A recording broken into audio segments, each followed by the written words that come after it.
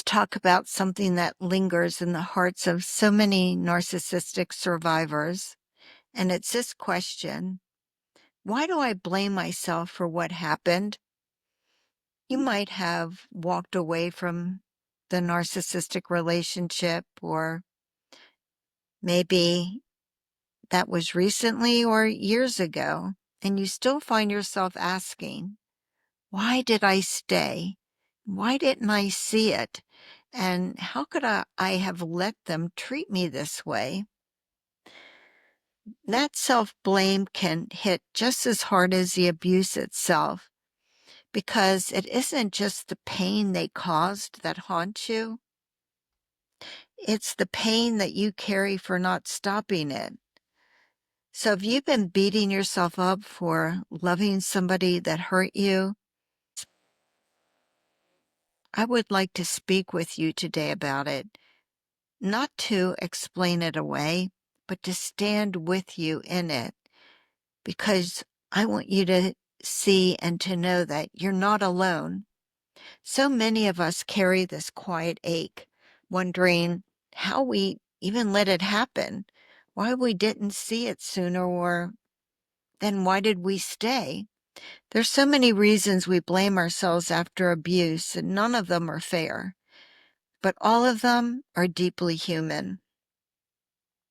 And one of the most common is this: blaming ourselves gives us the illusion of control. If you tell yourself it was your fault, then maybe you can fix it. Maybe you can prevent it from happening again.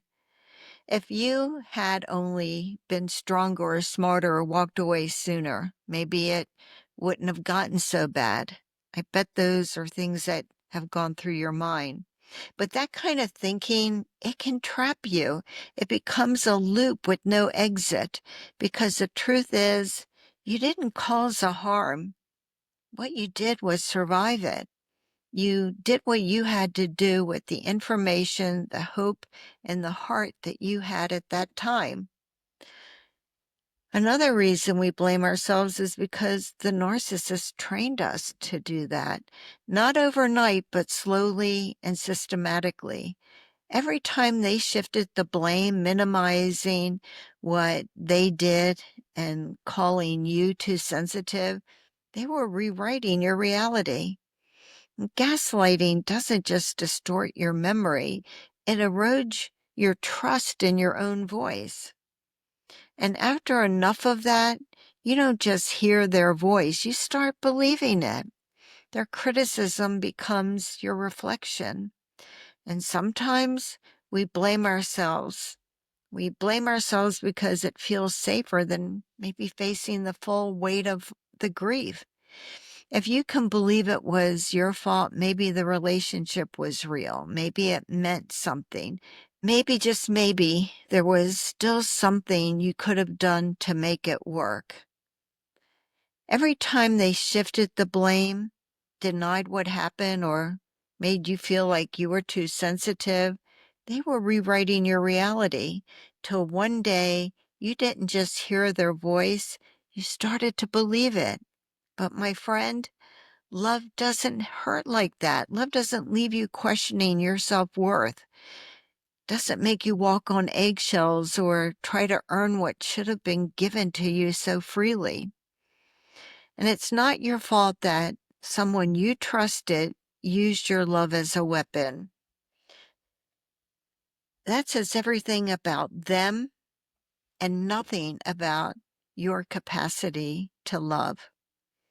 Maybe you still catch yourself trying to figure it out, wondering to yourself how someone who claimed to love you so much could hurt you so deeply. But that loop doesn't lead to answers. It leads to blame. And often it turns inward on you.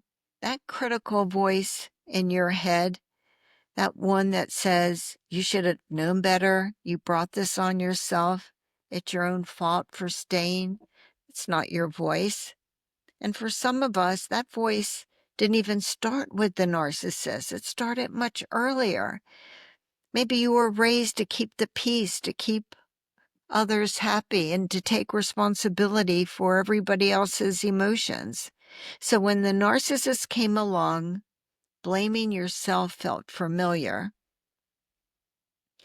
But familiar doesn't mean it's true.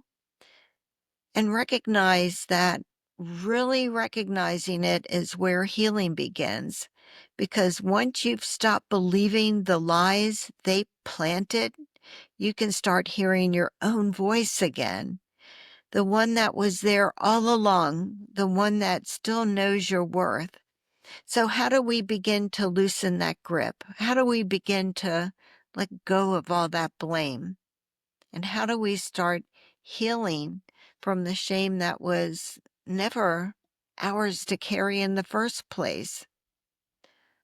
I say start naming the voice. Ask yourself, whose voice am I hearing when I beat myself up? Because once you can separate their voice from your truth, you take back your power. Then what do? You speak back to the lie. Instead of, oh, I should have left sooner, try to say to yourself, I stayed because I loved, because I hoped, because I didn't yet understand what was happening to me. And instead of, it was my fault, try this. I did what I could with what I knew at the time. And please remember, staying didn't make you weak. It made you human. Loving someone, even who didn't even deserve your love, that's not your failure. It's proof of your heart. You did not cause the abuse. What you did was survive it. And now you're healing. If you're still blaming yourself for staying, for hoping, for not seeing what happened to you sooner, please know you're not alone in this. You're definitely not broken. You are kind, you are loyal, you are loving, and none of those things are flaws. They are not flaws. They are gifts that someone exploited. But those gifts are yours, and no one can take that away.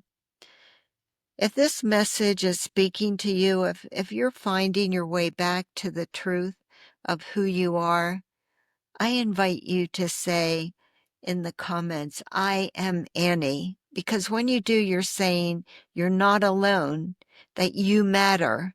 It says you're defying the odds, reclaiming your voice, and helping to light the way for someone who just isn't there yet.